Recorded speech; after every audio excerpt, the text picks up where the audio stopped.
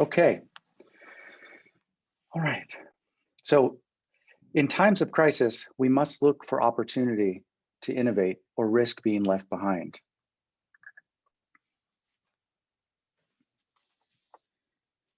Personally and organizationally, we must attune ourselves to these opportunities in order to capitalize on them. The volatility that crisis creates can be used as leverage to accelerate change and catalyze massive leaps forward. Remember though, leverage can also work against you, which is why it's so critical to be aware of emerging trends and hedge your risk. Like fuel to a fire, the pandemic accelerated changes that were already playing out in our industry. It compressed several years of change into a 12-month period. That put pressure on everything upstream of the consumer. No longer could spreadsheets and other small-scale distribution tools be relied upon. They just do not scale. They can't easily adapt to the advanced digital distribution requirements and the increase in library size deals and complexity. Not to mention the growing complexities associated with managing the related financials with these bigger deals and higher valuations. How we respond to these accelerated changes today determines where we will be tomorrow. So today I'd like to discuss some of these dominant industry trends with you and give examples from within FilmTrack about how we have approached some of these changes. Now, next, I'd like to talk about the rapid acceleration of video on demand and the dominance of streaming. Netflix introduced the world to streaming in 2007 as a free add-on service to their DVD mail subscription, which already had 6 million subscribers. Adoption was slow at first, since they were effectively creating a new space and showing consumers another way to consume content.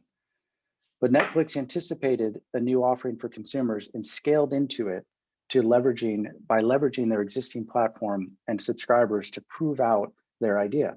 Starting with 6 million subscribers, they reached 100 million rather, a decade later, and 200 million 4 years after that.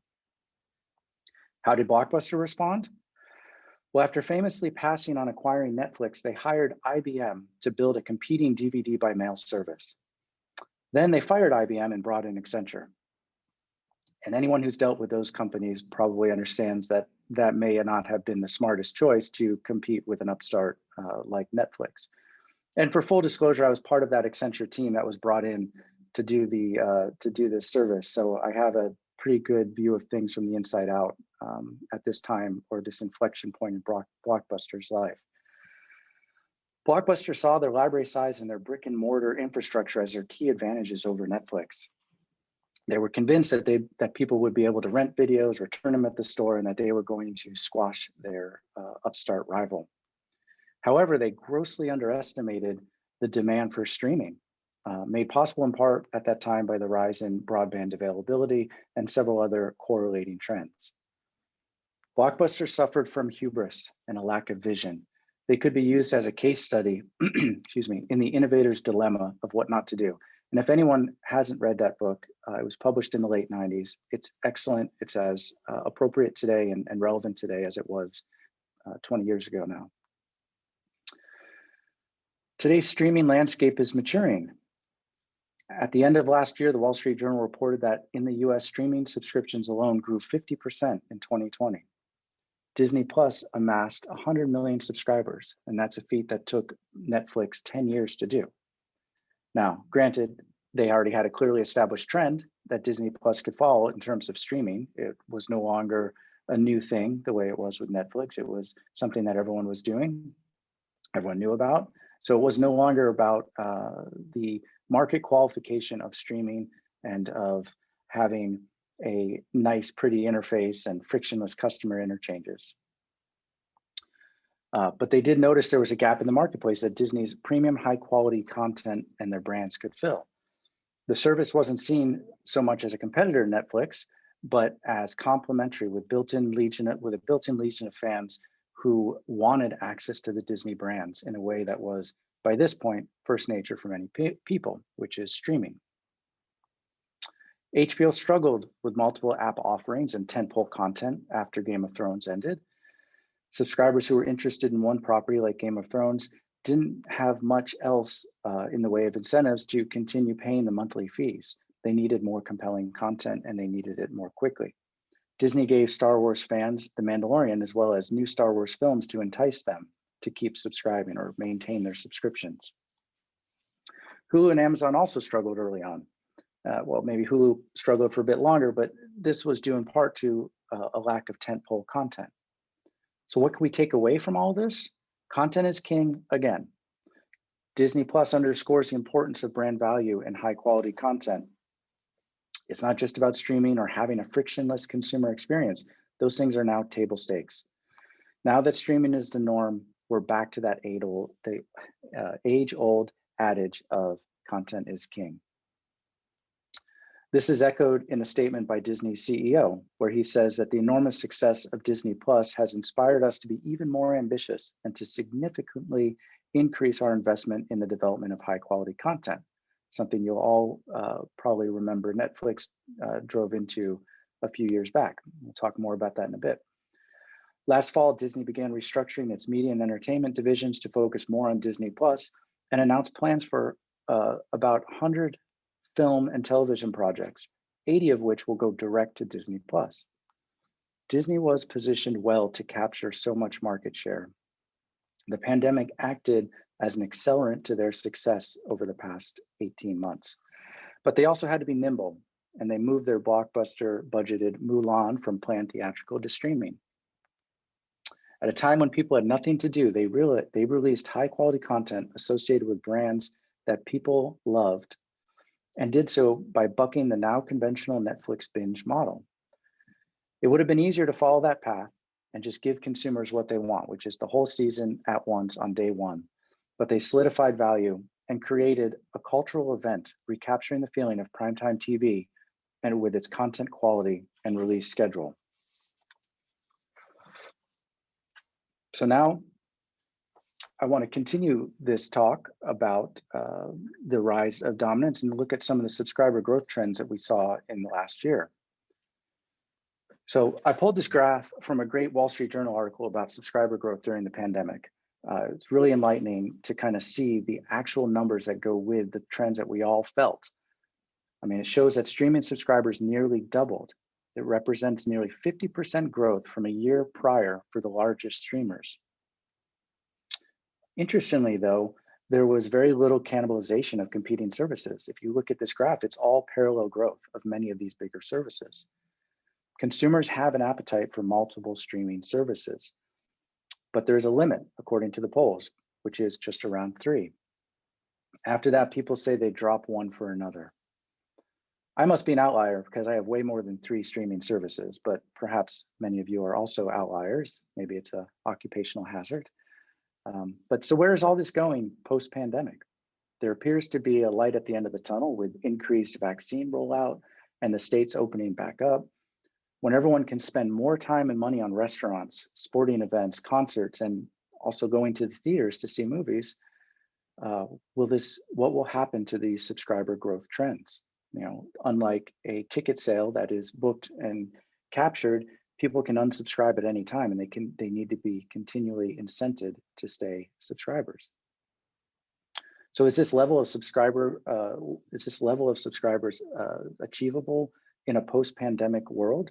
Is it sustainable faced with the increased choices outside the home? If users reduce their total content consumption time, will they also reduce the number of services they're willing to maintain? Or has consumer sentiment changed? Has the behavior been permanently altered by the past year? You know, these are difficult questions to understand, but we need to look at them, dive into them, dig into them, and understand how they impact our industry and where these trends are going to go on a macro as well as a micro level. This next graph shows another interesting metric, the US web traffic to the major streaming services. This was also pulled from that same Wall Street Journal article, and it shows the completely outsized amount of traffic that Netflix commands over its rivals. I mean, this graph is showing terabits per second of transfer across the web, which is an incredible number, almost 20 terabits per second after the peak, or after the pandemic was declared at the peak there. But it also shows a completely outsized amount of traffic that Netflix commands over its rivals. You can also see the spike in usage after the pandemic started in March. And you can see the other lines like Hulu and Disney Plus also go up. Prime Video goes up a little bit. HBO was just getting started, really, towards this graph reflects all of 2020. But it's interesting, the gap between the highest green line, Hulu, which is a very established player, and where Netflix was. And also of note is the range that Netflix was trending in prior to the pandemic, then the spike, and then a return to more normal. But the more normal range has been trending in the 12.5 to 15, where prior to the pandemic, it's between 10 and 12.5. So all these other services, everyone jumped, everyone benefited from this, but like I said, Netflix was on a whole new level. And this makes sense in many ways, right?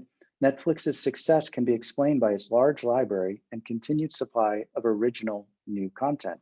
While many of the other platforms struggled with pandemic-related production delays that forced them to postpone releases that may have lured in new subscribers, Netflix already had this, this whole idea of let's create new content and let's push it into our platforms. Now, of course, they're very mature. They had already gotten past all the hurdles of what a streaming service is and customer data and insights. So it was a natural next step to get into content creation.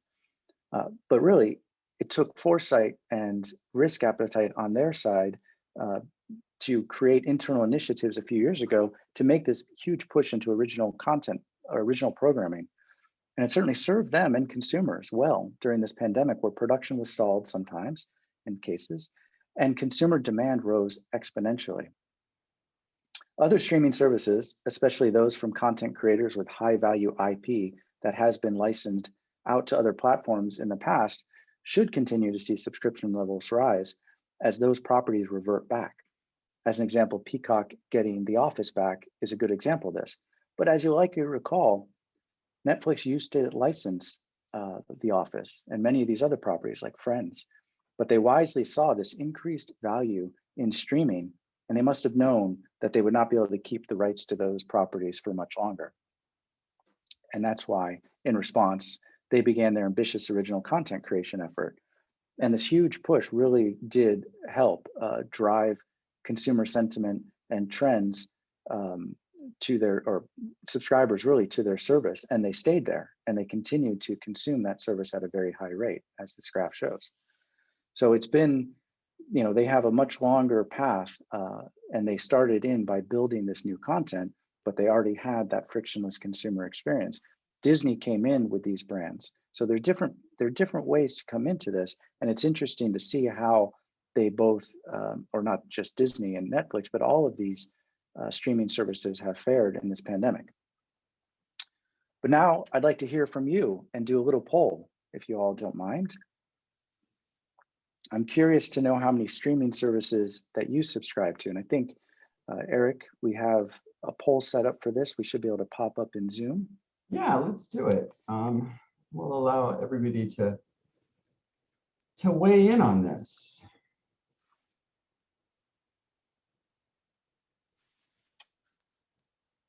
I already gave away where I'm at on this one. Well, you can vote too.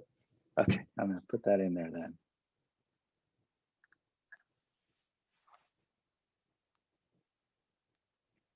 You know, I remember having discussions about this, like, I don't know, a year and a half ago, when we were actually able to get together and have a pint or something and have a discussion about this. And it was like, oh, you know, I think 3 is kind of the max, and that's kind of for outliers like me.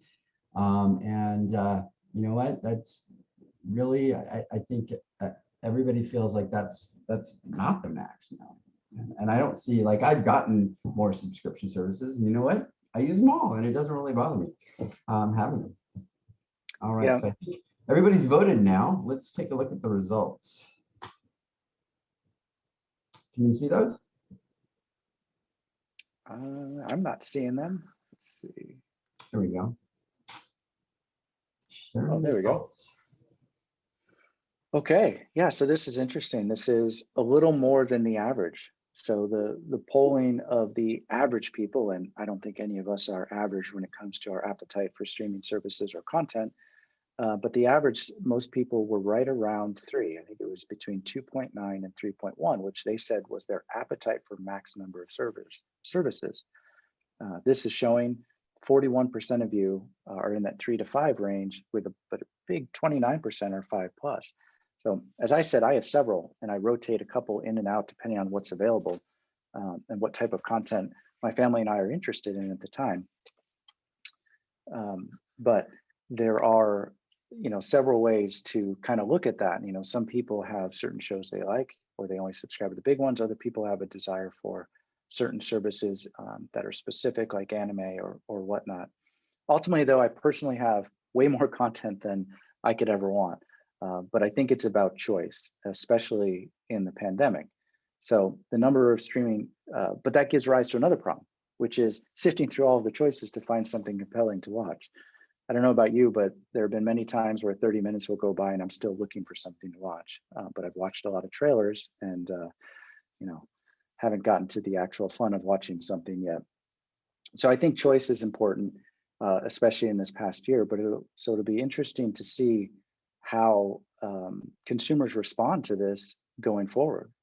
Like I said, have we changed consumer sentiment, or was it all a pandemic blip and it'll go back to kind of business as usual? So another prominent change we've seen over the past year is with the theatrical distribution model. Prior to the pandemic, theatrical distribution window was under pressure to compress, but still one of the main drivers of valuations. Remember, the theaters, the exhibitions had a stronghold, and they were really pushing that window to stay larger because that helps them, obviously, but there was increased pressure to shrink it. However, there was no catalyst to actually push that forward until the pandemic. Unlike the clear market share that streaming has carved out, the jury's still out on some of these alternative theatrical release models. And when I looked into this, there's really 3 main models that have been tested during the pandemic, but there's one common theme, and that's experimentation. So the first model is exemplified by Disney Plus. They released tentpole films on the platform for a premium charge, like Mulan, and then in other markets where they had theaters open, they released it theatrically. Will this continue post-pandemic, or is there a way to segment content that is released same day versus theatrical first? How do we segment that? Where's the line? Is Mulan a better choice for an at-home day of release, or something larger on the big screen? The second model is exemplified by HBO Max. It's a VOD-led window for tentpole content. Warner Media kind of shocked everyone when they pledged its entire 2021 film slate to release on HBO Max day of. And the Godzilla vs. King Kong success recently of hitting 357.8 million worldwide in box office revenue, or not all box office, I should say. This is with major markets like Brazil, parts of Europe, and Canada still being closed. I mean, those are good numbers, but what does it really represent? Was there that much demand for some kind of big movie theater popcorn movies, or is this a better model? But I think one of the questions I have, and I'm sure some of you do as well, is would it have made more money in the US if it had released theatrically instead of on HBO Max? The third model is exemplified by the AMC Theaters and Universal deal, where they effectively agreed to shrink the theatrical release window from about 3 months down to 3 weeks. After which time that content could go to premium video on demand window, but the impact to exhibitors, is still unclear, as is the impact on different types of films. Box office films that generate under 100 million domestically were already in decline for several years in the theater. Oftentimes, these would sell off to streamers on a cost-plus model. These new windows and additional streaming platforms may provide a way to reverse that trend. Again, this is about choice and experimentation for maximization of the value of the IP while also meeting consumers where they are and, frankly, where they're going. So, will we revert to the standard theatrical release model once COVID is over? once you give something to people, it's hard to take it back. I know in software development, if you introduce a feature, you have to really be careful about that because it's going to live forever and ever and ever. It's very difficult to pull features away from users. I know that through experience. But also, as someone with a younger child, I welcomed the additional content choices available at home, especially in the first 6 to 9 months of the pandemic. It was very helpful to be able to turn on a TV and see all of these new content choices and just have everything at our fingertips. At the time, we needed new premium content and ways to engage with other avenues, since other avenues were no longer available. I happily paid $30 to watch Mulan. Actually, I don't think I watched. I think my son watched it, but it was cheaper than a trip to the theater for our family, which we likely would have done anyway to see a movie like that, and was available right then and there. So to me, that was wonderful and worth the investment, or the cost, I should say. I was just as happy to subscribe to HBO Max to watch Wonder Woman and have a family movie night when nothing else was available. So the 2021 slate on HBO Max for me is a big driver in keeping that subscription, one that I had previously started, watched the show, and canceled. But what about the future, when theaters are open and people are not afraid to go out? Analysts predict a return to near 2019 box office levels by 2022. They're pointing to a large volume of pent-up demand for theatrical movies and an amazing theatrical film slate through 2023, due in part to so many delays in production release windows. This, coupled with the reopening of theaters, including in key markets like LA and New York City, and improving consumer sentiment about gatherings, all point to a very strong year at the box office in 2022.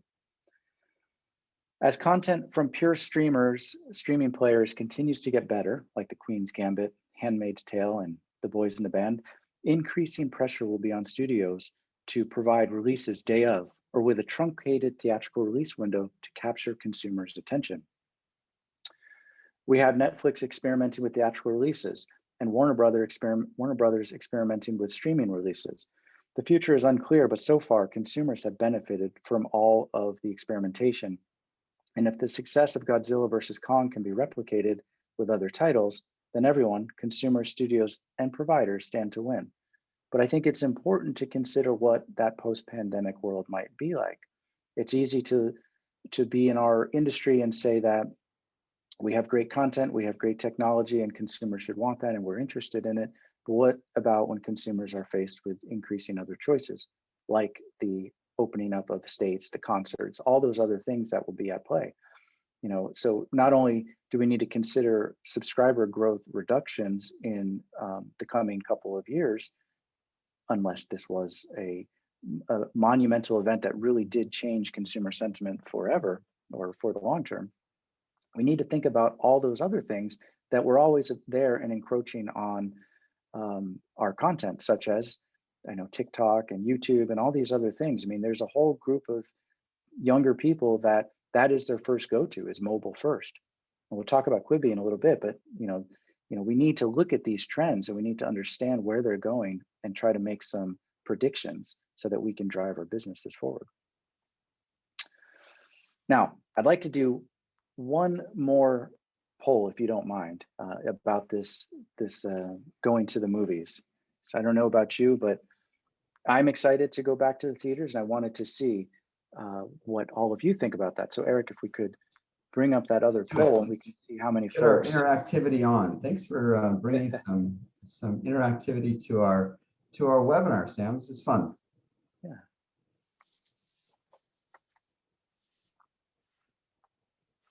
You bring up some really great data and really good points. And I like your point about experimentation being the common theme. And I'm kind of wondering, like, if we're really used to there being a really standard windowing template, and you've indicated right here there's kind of 3 models that we're seeing, but there's a whole bunch of other possibilities, and maybe there is no more standard windowing template. Maybe it's like even more and more choice, more and more experimentation. And things eventually kind of, would maybe settle out over a number of different models, but depending on who you are, the partnerships you have, the deals you have, maybe you just do things in different ways for different titles. It's really interesting. Yeah, and now part of that complexity, if we are in a world with these changing models, is how do we structure software and dependent systems to support these models? I mean, if the industry is changing very rapidly, so how does everything keep pace? How do our tools keep pace with this level of change? Yep.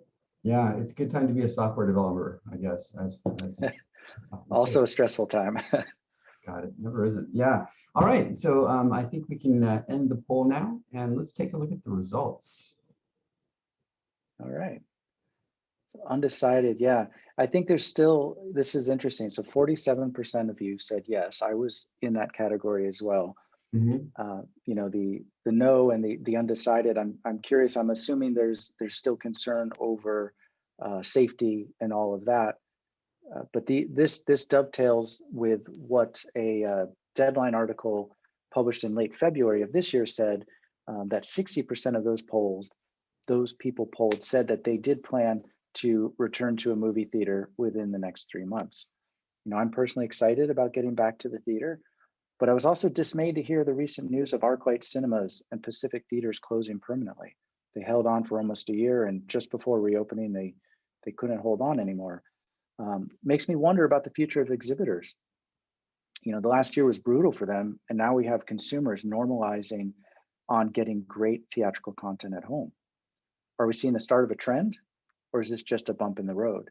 And if the exhibitors leverage, if they can't exert as much leverage on the studios, what will that do to our theatrical release windows? What will that do to those boundaries and those gates that were keeping certain things in play? If those are broken down, as Eric was just saying, are we going to be experimenting with multiple different excuse me, models? And what does that do to everyone else in the value chain? Which is a good segue into this next topic on what do we do with all of this uncertainty? So, changes in the industry have these cascading impacts on all players in the value chain. As I said, the deal structures are changing. The move to premium video on demand and releasing theatrical at the same time as premium video on demand is causing deals and window valuations to be restructured. As Eric just commented, we may be going into a more experimental phase. So we're dealing with this volatility. Subscription-based revenue calculations were things that could have been done off board in the past, but they are increasingly becoming a key deal type today. These deals are often complex and growing in scale, making non-systematic ways of dealing with them increasingly difficult. You can think about these deals as using a yield management and dynamic fee model for calculating costs. Now, I didn't use this word, but I've seen it applied to our industry, which is this notion of maturing. And when you think of the airline industry and the hotel industry and the cost, the yield management they use to figure out those costs in real time, the maturity that they have and the complexity in that is staggering. And I wonder if we're moving more towards those yield management models with the dynamic fee calculations for as we move forward. There'll always be that theatrical piece, but those deals, those simple minimum guarantees, those deals are changing. So the size of the deals has increased, straining spreadsheets and homegrown solutions to keep pace with all this additional volume. The complexity has also increased, which is straining financial reporting, invoicing, participations, and royalty payment calculations. So all this volume, all this is adding to complexity, and it's also creating scale issues. Things we could do on spreadsheets, it's just not viable anymore, not with the number of people we have, because there's also that downward pressure on operational cost, right? So that means less people, but that somebody still has to do that work, so that means greater efficiencies. Okay, so what do we do? How do we respond? How do we turn this uncertainty into opportunity? I put this little playbook together based on the experience that we have had at FilmTrack, and I'll share a few of those tidbits with you here about how we approach them. But this is all very much an experiment, right? All of this. So we have to have a beginner's mindset And we have to approach this stuff in different ways. So building in flexibility. As the industry has changed, it's important to ensure that the software supporting these changes is flexible enough to handle that.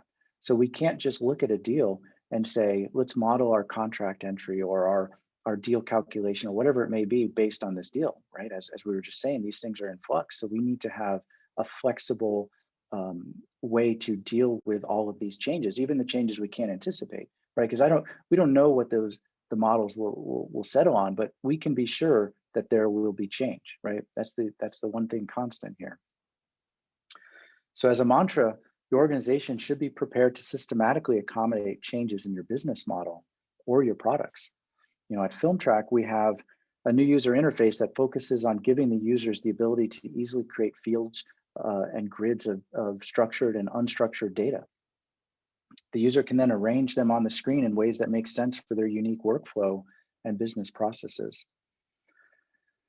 Giving this flexibility to the users enables FilmTrack to handle more unknown use cases without any software development. You know, we've put these tools in place, and then we've been surprised at sometimes going and sitting with our clients and seeing how they're using them. And sometimes they're putting them together in ways that we didn't anticipate to meet these business needs. Whereas before they might have to do something on outside of the system and bring it in, or some systems couldn't handle it, or they would have to call their IT department. You know, now with this new user interface, they can really just do it themselves in self-service. And that is a correlating trend. We'll talk about correlating trends a little bit further down, but that's a correlating trend that we also see is this desire to self-service. You know, users are increasingly sophisticated. They want to be able to change things on their own. They want to be able to jump in, make the changes, not call anyone, and be self-sufficient. You know, and you see all these other software, especially consumer-based software, kind of leading the charge on that, and it's pushing consumer sentiment, which bleeds over to the business realm and forces business software to also grow. But back to the new user interface, it would have been quicker and in some cases much easier to build this new interface completely from scratch. You know, just start fresh, forget all the old decisions and do it from scratch. But that would have made it difficult to transition existing users from the legacy interface to the new interface. So what we did was we basically had a longer term plan to have an API layer on top of our services.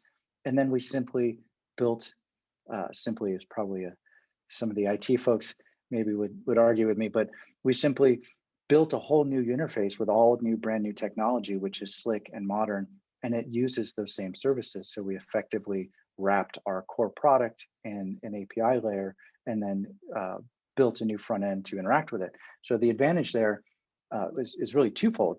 There's no data migration for clients that are moving from the old to the new. And excuse me, these clients can also live in both if they so desire. So much like Salesforce's Lightning, where you could just click the button and see the new UI, and then click the button and go to the old UI if you needed to. You know, we've adopted that approach. So it was more difficult in some cases. It was a longer timeline to finish the development on that. But the advantage is flexibility. The advantage is being able to handle things that maybe we didn't plan for. And that's a big thing, right? And we'll talk a little bit about that in a moment, but that's a key point. So this next point in the playbook is listen to your customers. But I'll say also pay attention to what they're not saying. Look at what they're doing. You can learn a lot by sitting with someone and watching them enter a complex agreement with all the different permutations of rights and financial details. For example, at FilmTrack, we learned a lot sitting with our customers as they entered deals into this new user interface. Our goal was to streamline the entry of these newer high volume and higher complexity contracts, right? Like that, the Netflix effect deals that really increased the volume on these library deals. And we were very proud of what we built. It incorporated a lot of the feedback that we received, that we heard from clients. But it wasn't until we actually got to see how those clients interacted with the software and looked over their shoulder in while they entered real world agreements that we saw additional areas for improvements. Things that the clients asked for didn't always work out. It's not necessarily what they needed. So remember, Your clients have a bias to their own work. Study them, watch them work, and you'll see where you can achieve greater efficiencies. So you want to hear what they're saying, but you also want to pay a lot of attention to what they're not saying and what they're actually doing. This next one I've talked about a couple times already in this presentation, and that's studying trends. And importantly, looking for correlation, especially outside of our industry, right? The rise of streaming wouldn't have been possible if everyone was still on dial-up. So broadband was really required for that. That's a correlating trend. The democratization of content is a correlating trend to the financial markets today. So there's all these different things happening. We need to see and look at them and be heads up, which is difficult, you know, especially at times of great change, but that volatility is where opportunity comes from. So the pandemic either created opportunities or problems for companies, depending on their preparedness. Many of these trends that we're talking about started well before the pandemic, but the pandemic packed several years of progress into 12 short months. However, a lot of that progress was in places that were, or trends that were already established and were accelerating. So several years ago, we noticed the rise of the large volume Netflix style library deals. You know, at FilmTrack, our software handled these deals fine, but we knew we could do better. And we saw that these were becoming increasingly important to clients. We started watching how the different actors in the process interacted with each other and with the different touch points. And we interviewed our clients to understand their pain points. The results are baked into our updated contract entry features and a whole new product that's not quite ready for prime time yet. But the key is looking for those trends, listening to your customers and potential customers, and seeing how you can build to get there. Another example are these subscription-based revenue deals that I talked about a moment ago. This is another trend that started some time ago and was greatly accelerated by the pandemic and the rise of streaming. We saw these deals, but at the time and with a relatively low volume, our software handled them just fine. It just, you know, at that level, we were okay. And we could have said, we're good, let's move on to building something else or what another client has asked for. But one of our clients came to us with a need to transact at a higher level of volume with a greater number of variables. Through a collaborative effort, we were able to build a solution that accommodates these types of deals at scale while still flowing all of the relevant details to the financial aspects and features within FilmTrack. Now, anyone can process fee calculation type deals as easily as minimum guarantee deals in the same software and have it all flow to the embedded features, financial features within FilmTrack. So this is about choice, it's about listening, it's about studying what our customers are doing. And then looking for those trends, right? So if the rise of streaming is a trend within our industry, but what is that gonna push downstream? So, well, you know, it stands to reason that large volume library deals would be part of that. But now we're seeing original content production. You know, that seems to be the focus and at scale. And then licensing original content production to some of these platforms for those producers or production companies that don't have their own streaming, right? That's another trend that we're seeing is that, you know, Peacock pulling back The Office, and, you know, AMC has its own, you know, streaming service as well that they're putting content on first. So, you know, these types of original content, they have royalty participation calculation implications that have grown, and they also have these deal structures with these subscription, you know, based revenue models. So that's where we see a lot of this growth, and you can see that it's been supported by these correlating trends. So being nimble is the next bullet point in this playbook. And remember, success isn't always about predicting the future accurately, but you must be able to pivot. It's not about always being right, but we need to understand our entry and exit points and our go, no-go decisions.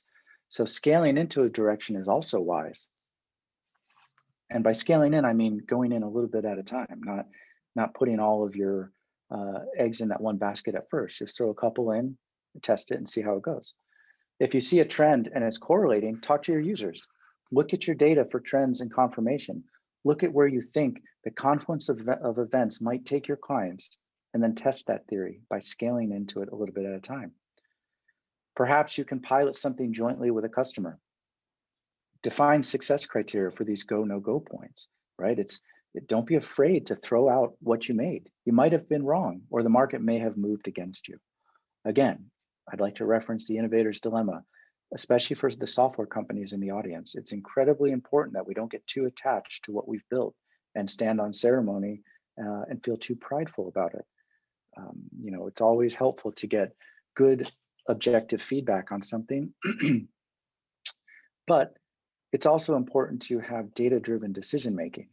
And you need both. You need the understanding of where your customers are. You need to understand how they feel, but you also need the data. Like I mentioned earlier, listen to what your customers say, but look at your data too. So if you have 100 customers and they're all telling you, and you survey them all and you get this anecdotal information about how they're using a system, what does your data say? What are your metrics about their usage of certain things actually tell you? Those two things may not go together. So now Quibi, I'm sure you're all familiar with that service. I'm sure we all are. I mentioned this earlier in the presentation, but this is an example how crisis, which is leverage, can move against you. The company seemed to be aware of trends in the marketplace prior to the pandemic, like the uptake in short form content and the desire for premium content. Combining short form with premium seemed like a reasonable, safe bet. I mean, like I mentioned, you have these younger folks predominantly, but also now spanning all age groups, really interested in TikTok and YouTube and this shorter form content, these webisodes and these small services. These are becoming real players, and I think it was smart to look at all those trends and say, yeah, we need to offer quality content in bite-sized chunks to get to people where they're mobile. They're watching more on their phones. They're on the go. They're more on the go than ever before. I mean, I recall before the pandemic, it was like everything was at a very high level of movement. Everyone was moving around. Everyone was jamming more and more time into their days. And it made total sense to me to put quality content on a service that you could watch on a train to work or something of that nature. Now, I think we can talk about their marketing and their execution and some of that stuff, but that trend that I was referring to and that they saw was abruptly interrupted by COVID. People are now at home, or we're now at home with more time on their hands. So why sit on your couch and look at a small screen when you have a big screen just in front of you? And I feel for them, right? The market changed at a speed that would have been hard to respond to for anyone. That was difficult. But they had such a big bet on this path. I think it was $2 billion raised pre-launch. They threw tons of money at these big celebrities to create this content. They gave themselves no opportunity to scale in like Netflix did with launching its streaming service to existing DVD customers. That's an easy scale-in point. And from the looks of things, they were just unable to pivot to this pandemic normal. Could they have gone to different screen sizes? Could they have done things differently to capture some of this market? Well, I'd say by the rise of the 50% subscriber growth on all the other services, they probably could have done something if they had pivoted, if they were nimble, but ultimately they were unable to change and they didn't give themselves enough time to figure it all out. They were hit with difficult times, but we have to be nimble and we have to build in that flexibility. And from the outside, I would say they didn't do either of those things. Now, granted, they were proving something new, so they couldn't necessarily listen to customers outside of the notion of, yeah, I like premium content and I'm on the go. And their trends correlated with that, but they did not scale in. It seemed from the outside that they did too large of a bet and they weren't nimble and couldn't pivot. So the bottom line is this. Change is the common theme. It's inevitable. Crisis accelerates the pace, but the fundamental aspects are all the same. And since change and crisis are inevitable, our response, innovation itself, is the choice we get to make in response to that. Today, we explored a few themes in our industry, We saw the rise of video on demand and streaming services accelerated with new entrants like HBO Max, Peacock, and others. Streaming is no longer to the side. It's now front and center for many consumers. We saw the shortening of the theatrical release windows, something that has been in discussion for years, but catalyzed by the pandemic and finally shrunk. We also discussed some of the effects that these trends have had on deal making, contracts, and financial management. So we must respond to what consumers want and meet them, not only where they are, but where they are going. And I shared some of the ways that FilmTrack has done this and encourage you to also experiment with building in flexibility, listening to your customers, studying trends, and of course, being nimble. What do you see for the future? 12 months ago, things felt very uncertain. It was all doom and gloom and fear, and there was no light at the end of the tunnel. All of that was true, but now looking back on things, we can see the many areas of our industry and our world that were positively impacted or have been moved in positive directions, even if that pain or that change caused pain, which it often does. We can see how the crisis accelerated that change for the success of some and the difficulty of others. So we have this great opportunity now in front of us to look back on the last 12 months and analyze what happened. It's a short time frame, but it's packed with so much data. I mean, as I mentioned, trends that may have taken years to play out, played out in 12 months. Hopefully through looking back, we can identify new emerging trends to help us plot our path to the future. And one trend that I see growing is the democratization of the access of content or to content. This trend correlates to similar trends in other industries and dovetails nicely to perspectives of younger generations.